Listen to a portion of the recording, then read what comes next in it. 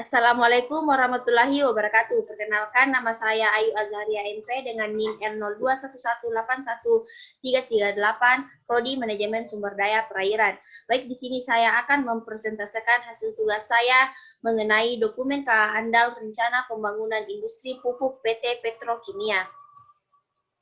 Analisis mengenai dampak lingkungan rencana agroindustri pupuk oleh PT Petrokimia Malang antara lain dilaksanakan didasarkan pada Undang-Undang Nomor 32 Tahun 2009 tentang Perlindungan dan Pengelolaan Lingkungan Hidup, Permen LH Nomor 16 Tahun 2012 tentang Pedoman Penyusun Dokumen Lingkungan Hidup, dan Permen LH Nomor 5 Tahun 2012 tentang jenis rencana usaha dan atau kegiatan yang wajib memiliki analisis mengenai dampak lingkungan hidup.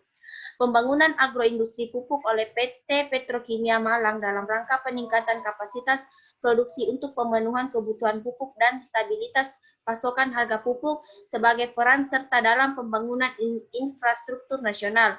Melalui pembangunan agroindustri pupuk ini diharapkan kemanfaatannya dapat dirasakan oleh berbagai pihak baik pemerintah, pemrakarsa, dan masyarakat. Latar belakang, pembangunan pabrik pupuk PT Petrokimia Malang dilaksanakan di Kabupaten Malang yang terletak di Kecamatan Karangploso dengan luas tanah yang diperlukan seluas 30 hektar. Dari luasan tersebut, daerah industri ini terletak pada Desa Ngijo dengan luasan pabrik sebesar 20 hektar dan 10 hektar digunakan wilayah terbuka hijau. Rencana kapasitas produksi pabrik pupuk tersebut adalah 200.000 ton per tahun untuk memenuhi kebutuhan dalam negeri dan sebagian untuk mendukung kebutuhan pupuk di kawasan Kabupaten Malang dan sekitarnya. Menurut Peraturan Menteri Negara Lingkungan Hidup Nomor 5 Tahun 2012 tentang jenis rencana usaha dan atau kegiatan yang wajib memiliki analisis mengenai dampak lingkungan menyebutkan bahwa semua kegiatan petrokimia yang berlokasi di wilayah hulu wajib memiliki dokumen andal. Jenis proyek. Jenis proyek ini termasuk dalam jenis proyek konstruksi yang membutuhkan spesifikasi dan persyaratan khusus seperti untuk kilang minyak, industri berat atau industri dasar, pertambangan, nuklir, dan sebagainya. Perencanaan dan pelaksanaannya membutuhkan ketelitian dan keahlian atau teknologi yang spesifik. Kegiatan proyek.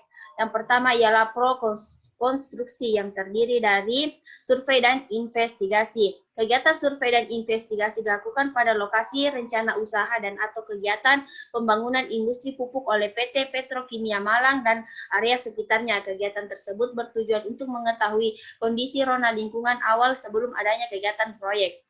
Sosialisasi. Kegiatan sosialisasi dimaksudkan untuk memberikan penjelasan secara umum tentang rencana kegiatan yang akan dilakukan, mulai dari tahap prakonstruksi sampai pada tahap konservasi.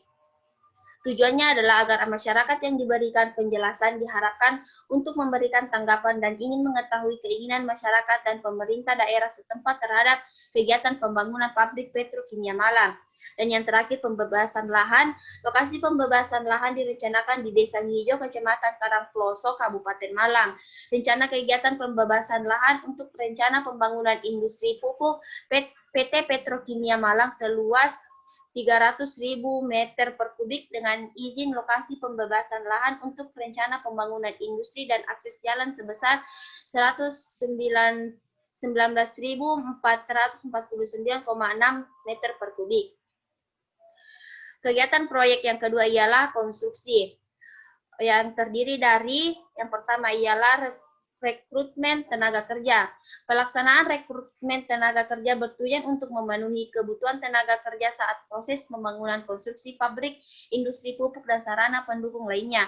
Perekrutan tenaga kerja diutamakan bagi masyarakat sekitar area proyek agar masyarakat ikut ambil andil dan merasakan manfaat dari pembangunan industri pupuk oleh PT Petrokimia Malang. Yang kedua, aktivitas Basecamp. Basecamp berfungsi sebagai tempat kerja atau sarana pendukung kegiatan proyek untuk keperluan rapat koordinasi, perencanaan proyek, dan istirahat. Selain untuk kegunaan di atas, Basecamp juga berfungsi untuk tempat beristirahat bagi pekerja proyek yang menjaga dan mengawasi kegiatan proyek atau yang bertempat tinggal jauh dari daerah pembangunan. Yang ketiga ialah persiapan lahan pada tahap proyek. Kegiatan penyiapan lahan merupakan pembersihan lahan dengan pemangkasan, penggalian, pengukuran, dan pengangkutan tanah dan tanaman yang menutupinya sehingga lahan tersebut dapat dibangun pabrik. Dan yang terakhir ialah pembangunan fisik gedung, jalan, serta sarana dan prasarana yang meliputi gedung utama pabrik, gudang, gedung kantor utama, rumah pompa, parking house, kantin, klinik, dan rumah genset, serta beberapa gedung penunjang lain. Selanjutnya kegiatan proyek yang ketiga ialah operasi yang terdiri dari rekrutmen tenaga kerja. Rekrutmen tenaga kerja diutamakan bagi penduduk atau masyarakat lokal di lokasi wilayah tersebut. Jika tenaga kerja yang disyaratkan tidak memenuhi persyaratan atau kualifikasi pekerjaan, maka tenaga kerja akan direkrut dari luar wilayah sekitar lokasi.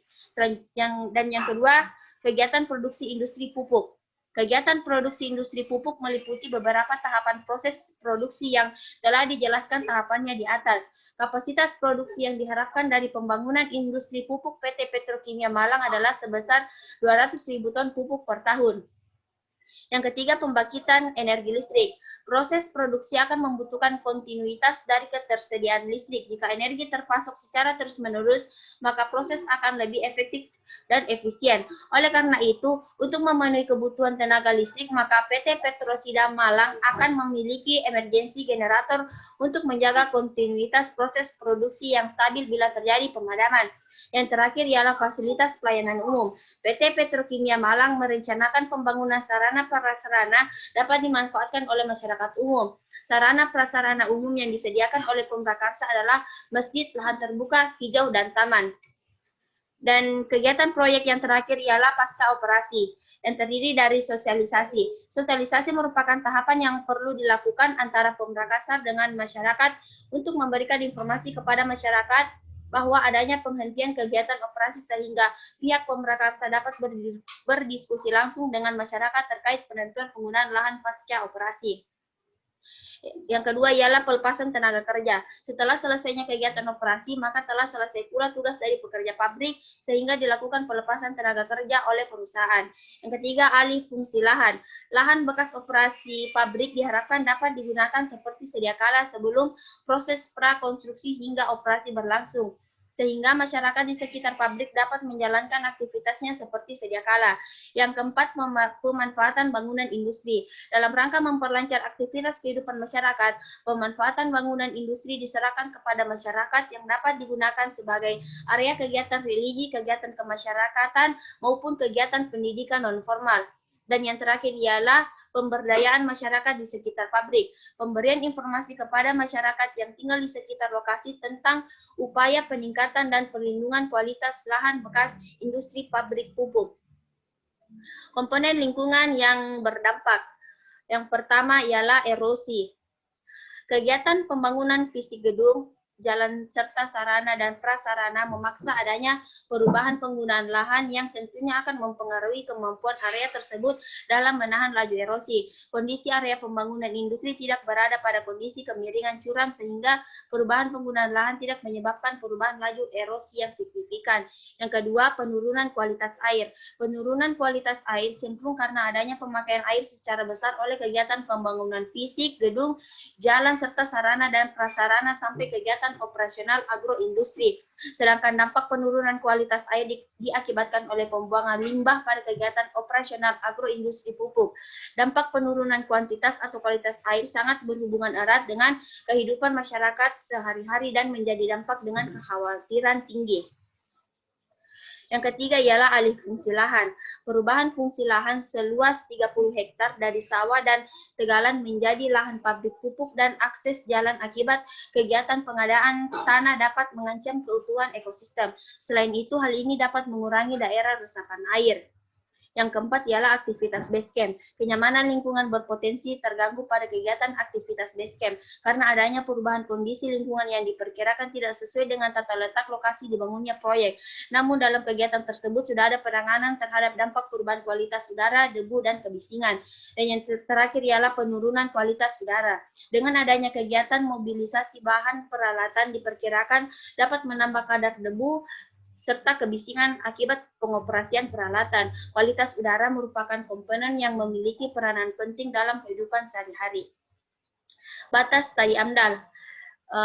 batas tadi amlan ini, yang pertama ialah batas proyek. Batas proyek ini merupakan ruang di mana seluruh komponen rencana kegiatan pembangunan industri pupuk akan dilakukan, termasuk kegiatan pada tahap prakonstruksi, tahap konstruksi, tahap operasi, dan tahap pasca operasi yang dilakukan oleh pemrakarsa kegiatan pembangunan. Berdasarkan izin lokasi yang telah diperoleh, pembangunan industri berada di lahan seluas 30 hektar yang terletak di Desa Ngijo, Kecamatan Karangploso, Kabupaten Malang. Yang kedua, batas ekologis. Batas ekologis merupakan ruang terjadinya sebaran dampak-dampak yang diperkirakan timbul dengan adanya rencana pembangunan industri pupuk PT Petrokimia Malang, mengikuti masing-masing media lingkungan di mana proses alami yang berlangsung dalam ruang tersebut diperkirakan mengalami perubahan mendasar. Yang ketiga, batas sosial. Batas sosial merupakan ruang di sekitar rencana kegiatan pembangunan industri pupuk yang merupakan tempat berlangsungnya berbagai interaksi sosial yang mengandung norma dan nilai tertentu sesuai dengan proses dan dinamika sosial. Yang keempat ialah batas administratif. Batas administratif ini merupakan wilayah administrasi yang mencakup batas proyek, batas ekologis, dan batas sosial. Batas administrasi ini diperlukan untuk mengarahkan pemrakarsa atau tim penyusun AMDAL untuk dapat melakukan koordinasi pada lembaga pemerintah tersebut, baik untuk koordinasi administrasi, pengumpulan data rona lingkungan, dan dalam koordinasi lainnya.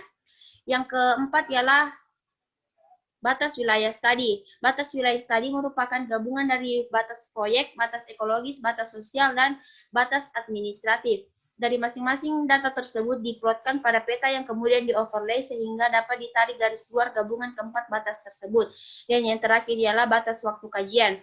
Batas waktu kajian akan digunakan dalam melakukan perakiraan dan evaluasi dampak penting hipotetik. Batas tersebut dilakukan selama keseluruhan rangkaian kegiatan dalam pembangunan industri pupuk PT Petrokimia Malang sampai dengan selesainya kegiatan pembangunan sampai kegiatan pasca operasi. Tenaga ahli. Identitas pemrakarsa kegiatan ialah nama Joko Parmono Siswoyo MSI, alamat Jalan Perusahaan Raya nomor 20 Malang, jabatan Direktur Utama. Dan adapun identitas pelaksana studi AMDAL ialah nama Helmi Wahyu Saputra, alamat Jalan Taman Borobudur Agung nomor 11, jabatan Ketua Tim Penyusunan AMDAL. Sekian hasil presentasi dari saya, kurang dan lebih mohon dimaafkan. Terima kasih. Wassalamualaikum warahmatullahi wabarakatuh.